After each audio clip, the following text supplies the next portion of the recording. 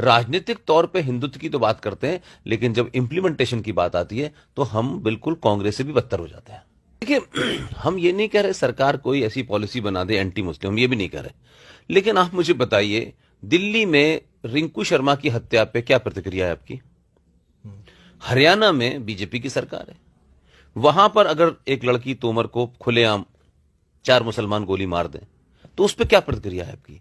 आप ना तो रूल ऑफ लॉ लागू कर रहे हैं, न संविधान को लागू कर रहे हैं, आप तो उन चीजों को टाल रहे हैं। भाई, नेशनल कमीशन फॉर माइनॉरिटी कैसे बना हुआ है? अगर सुप्रीम कोर्ट ने आपके यहां यह ऑर्डर दिया कि भाई यहां माइनॉरिटी हिंदू है, ऑर्डर किया है आपके यहां, तो लागू क्यों नहीं हो रहा? तो आप मतलब जो चीजें जिसके लिए आप आए थे, जिसके लिए लोगों ने कहा था, इसलिए तो नहीं आए थे कि दिल्ली में सरकार दूसरे लोगों के चेहरे अच्छे नहीं लग रहे थे। भाई, आपसे तो ये उम्मीद थी कि कम से कम आप रूल ऑफ लॉ की बात करेंगे, कि आप हिंदुओं को अपीज ना करें, आप हिंदुओं को कहीं बढ़ावा ना दें, लेकिन जो काम संवैधानिक है वो भी तो नहीं कर रहे ना। अगर आप 2011 का फ्रॉड सेंसस जो फारूक अब्दुल्ला एंड कंपनी ने यहां पे कराया, अगर आप उसी को मान रहे हैं, तो फिर जम्मू वाले किस लिए लड़ रहे थे? धारा 370 से हो क्या रहा था? धारा 370 से कोई ऐसा तो नहीं था कि कुछ और बड़ी चीज होने वाली थी। आज भी अगर भारत का कोई आदमी यहां नहीं बच सकता, तो पूरे देश में तो 3 या 4 साल का डोमिसाइल है, यहां 15 साल का क्यों है? ये किसके दबाव में? अब दिल्ली में ये इंप्रेशन दिया जा रहा है कि साहब जम्मू के लोगों का दबाव था हमारे ऊपर, और जम्मू के लोग चाहते थे क्योंकि उनको डर था कि उनके बिजनेस। अब ये हमको तो यही बताया गया, लेकिन यहां आके तो ऐसा लगता नहीं है। तो आपने 370 हटाई, बैकरूम से आप 370 ले आए। अब 15 साल तक किसको पता है? और फिर ये जानते हैं, क्या कहते हैं, कि जिन जिहादियों से आप लड़ रहे हैं उनको इस बात का इंतजार है जिस दिन आप हटेंगे दोबारा से फिर वो काबिज हो जाएंगे। तो कोई आप परमानेंट तो है नहीं कि 15 साल के बाद में यहां कोई आके बसेगा। तो किसको बसा रहे हैं आप तो उनको और मजबूत कर रहे हैं। आपने फेस पॉलिटिकली तो डिसीजन लगता है बहुत अच्छा है, लेकिन जमीन पर तो उसका उल्टा हो रहा है। तो मुझे लगता है कि सिर्फ ये जम्मू में नहीं हो रहा, बंगाल, आसाम, पूरा कश्मीर बन चुका है। वहां क्या बदलाव हो रहा है? वहां कोई बदलाव नहीं हो रहा। चुनाव के समय के भाषण आप देखिए, बड़े सेंसिटिव होते हैं, उसके बाद बात खत्म हो जाती है। तो हम राजनीतिक तौर पे हिंदुत्व की तो बात करते हैं, लेकिन जब इंप्लीमेंटेशन की बात आती है तो हम बिल्कुल कांग्रेस से भी बदतर हो जाते हैं। पॉलिटिकली लगता है कि जैसे हम पूरे देश में देखें कि पॉलिटिकली तो मुसलमान नहीं है साहब, भारतीय जनता पार्टी किसी एक को एमपी नहीं बनाती या एमएलए नहीं बनाती, लेकिन कुल मिला के देखें अभी देश में हो ये रहा है कि कश्मीर, दिल्ली के अंदर तो सरकार, पुलिस किसके हाथ में है, लेकिन रिंकू शर्मा की मुसलमान खुलेआम हत्या करते हैं। और वहां के एमपी जो नए नए संगीतकार सूफी उफी बन गए हैं, वो कहते हैं साहब हमें सौहार्द बना के रखना है। दिल्ली के दंगे हुए, 56 लोग मर गए, करोड़ों की प्रॉपर्टी जल गई, ऑर्गेनाइज होकर दंगा हुआ, कुछ नहीं हो रहा। सिर्फ हम टच करते हैं हिंदू के इमोशंस को और भाग जाते हैं, टच करते हैं हिंदू के इमोशन, भाग जाते हैं। तमाम, वो एक साद नाम का मौलाना था, उसको 1, 2, 4, 5, उसको हमने इतने सारे क्या कहते हैं वारंट दिए, वो कहां गया? आज आज आज कोविड की बात खत्म हो गई, मौलाना साद का पता ही नहीं है।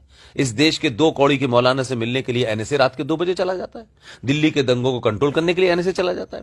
जो एनएसओ 135 करोड़ देश का एनएसए हो, सिक्योरिटी एडवाइजर हो, वो छोटी छोटी जगह जा रहा है। तो अपीजमेंट का लेवल यह है कि वो लोग जो जिनकी औकात एक सब इंस्पेक्टर उनसे बात करने लायक नहीं होता, यहां एनएसए बात करने चला जाता है। तो इससे लोगों में बड़ा गुस्सा तो है, लेकिन बात यह है कि हमारे पास ऑप्शन क्या है? और जम्मू कश्मीर की जो लीडरशिप है हिंदुओं की, वो तो निहायती इडियट है, उनको कुछ पता नहीं है, कोई लेना देना नहीं है। वो तो महबूबा मुफ्ती के पिछलग्गू बने, फाइल उठाने से ज्यादा उनकी औकात ही नहीं थी। इसलिए आप जम्मू के अंदर लाख कितनी भी हिंदू की बात कर लें, यहां तो कुछ काम ऐसा होता नहीं है। तो मैं मानता हूं कि 370 हटी है, एक पॉलिटिकल एजेंडा हो सकता है हट गई है, हम लोग भी बहुत सारी चीजें सुनते रहते हैं, लेकिन सवाल यह है कि आपके पास ऑप्शन नहीं है, और इस ऑप्शन न होने का लोग मिसयूज कर रहे हैं आपको, कि जम्मू की कोई बात ही नहीं है, कोई लेना नहीं, कोई देना नहीं। आप यहां जो सिस्टम है ब्यूरोक्रेसी में, उसमें भी वही आपने एंटी हिंदू लोग बैठा रखे हैं। अब वो कभी आप महबूबा मुफ्ती के साथ सरकार बना लेते हैं, कभी आप मुफ्ती मोहम्मद के साथ बना लेते हैं, और कभी आप जो है वो गुलाम नबी आजाद को आपको लगता है कि बहुत महान लीडर है। तो अब गुलाम नबी आजाद था तब तो यहां शरिया लागू हुई थी। तो ऐसी चीजों का कोई लेना देना नहीं है ना। तो ये तो जम्मू कश्मीर को मुझे लगता है डे टू डे बेसिस पे हैंडल करा जा रहा है। अच्छा, आज कुछ हो गया, चलो आज ये कर दो, आज ये नहीं कर सकते, कल वो कर दो, आज वो कर दो। तो कोई कोई कॉन्क्रीट प्लान हो जो आपके, और पूरी दुनिया देख रही है कि साहब एक राष्ट्रवादी सरकार है, वो बड़ा स्ट्रांग प्लान लेके आएगी, कोई प्लान ही नहीं है। हम तो पिछले 4-5 साल से यही देख रहे हैं, किसी भी जगह देखते हैं कहीं कुछ नहीं है। श्याम प्रसाद मुखर्जी की सुबह से शाम तक यहाँ रट लगाई जाती है, लेकिन श्यामा प्रसाद मुखर्जी के नाम से यहाँ एक मूर्ति तक नहीं लगाई जाती। उनके नाम से कोई स्कॉलरशिप नहीं बताई जाती।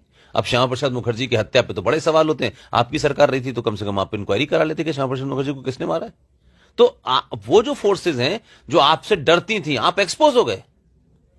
वो हिंदू ताकतों से जो लोग डरते थे कि यहां पे साहब बड़े बड़े हिंदू संगठन के लोग हैं, बड़े ज्ञाता लोग हैं, आप तो मतलब वो समझते थे कि आपकी कुछ थोड़ी बहुत औकात भी होगी। ये तो चवन्नी में बिक गए, इनकी तो वो भी औकात नहीं है। They are very happy. वो तो समझते थे कि पता नहीं कितने खतरनाक लोग होंगे और यानी कितना बड़ा हिंदुत्व की बात करेंगे, कुछ नहीं, उनको पता चल गया तो expose. They are happy with RSS, they are happy with BJP. क्या कर सकते हैं आप? सेंसिटिव स्टेट है, बॉर्डर स्टेट है, किसी को कुछ लेना देना ही नहीं है। That is what my view is.